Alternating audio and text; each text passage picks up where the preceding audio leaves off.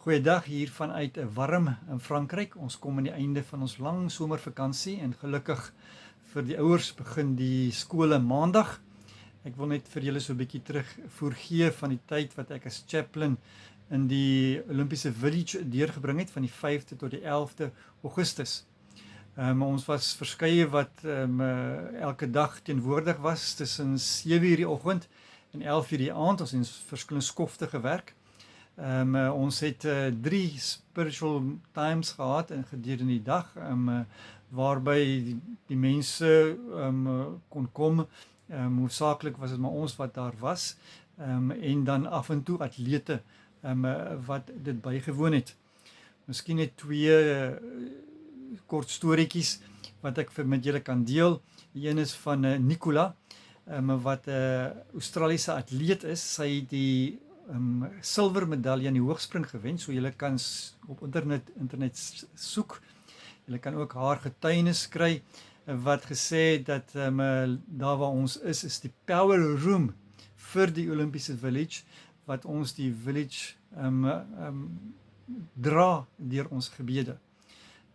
Nog 'n storie wat ons nogal op ons geraak het, was op 'n dag kom daar 'n pa met haar dogter aan wat die village besoeke, wat ook in opleiding van atlete, afrigting van atlete betrokke is, en wat vir ons nou maar vra, maar 'n bietjie vra wat ons daar doen en so voorts, en op die ou en vra maar die Bybel, wat is dit, Jesus Christus, wie is dit, en hulle was 'n bietjie haastig, so ons moes nogal opsom, die Bybelboodskap opsom in 'n paar minute, van die Oude Testamente, die skepping, sonde, Jesus Christus en so voorts, en met die hulp van 'n bracelet wat die Agape wat onder die studente werk het, is daar 4 simbole met 4 vrae.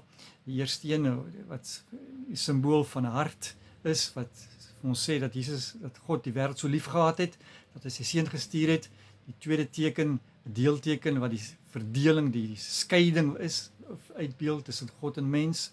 Die derde een, die kruis, Jesus Christus wat kom, sterf vir ons sondes. Die vierde teken, die vraagteken, maar wat doen jy met hierdie nuus, met hierdie boodskap? En die pa antwoord, ek aanvaar die boodskap.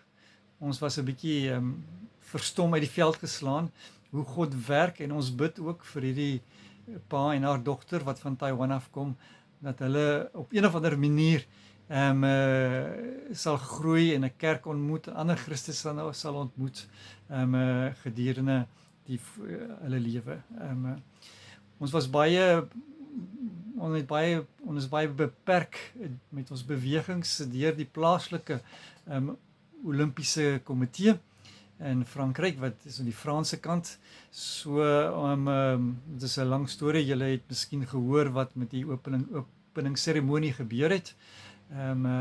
Maar nou ja, dit is hoe dit is. Ons is 'n tweede groep wat tydens die Paralimpiese spele ook betrokke sal wees. Ek het wanneer ek 'n Suid-Afrikaanse atleet gesien het ek met hulle gaan gepraat, of ek het ook 'n mediese dokter ontmoet van die Suid-Afrikaanse span, ook die fisiospanne van die Suid-Afrikaanse atlete, het hulle maar raak geloop en so 'n bietjie met hulle gesels, selfs al het ons nie die reg gehad om dit te doen nie, ons kon nie atlete in die village voorkeer om met hulle gesels nie, maar as mens nou Afrikaans praat, en my manier was om met Afrikaans te begin, en hulle die meeste ken so 'n bietjie Afrikaans, so dit was 'n manier om kontak te maak. Selfs aan die saal waar ons geëet het, met 'n vrou een keer met my kom praat, hulle sien op ons t-shirt wat ons gehad het, Protestant Chaplain, met my kom praat, met wat doen ons, hoekom is ons daar. Ander keer het ek met iemand wat saam met my aan dieselfde tafel gesit het, bietjie gesels, hy is wat 'n student is, wat sy prakties doen tydens die Olympiese spele, wat vir 'n groot nasionale besigheid wil werk. En daar het ons ook gedeel, en die volgende dag het hy ook na die sens na ons multi-faith sentrum toe gekom, multi-faith, donc ons was in dieselfde saal met die katholieke en die ortodokse, en langsaan dan daar ander plekke, ander kamers was die boeddhiste, hindoes, islam en ook die jode. Ja, dit is baie korte, ek hoop dit dan goed met julle, ek hoop om binnekort weer vir julle bietjie meer nuus te gee, ander nuus, want ons het 'n besige begin van die jaar in September, op verskillende vlakke, julle kan vir ons bid, ook vir hierdie begin van die akademiese jaar, vir ons kerk, vir ons gesin, baie dankie vir julle ondersteuning en voorspoed ook met wat julle doen in Suid-Afrika.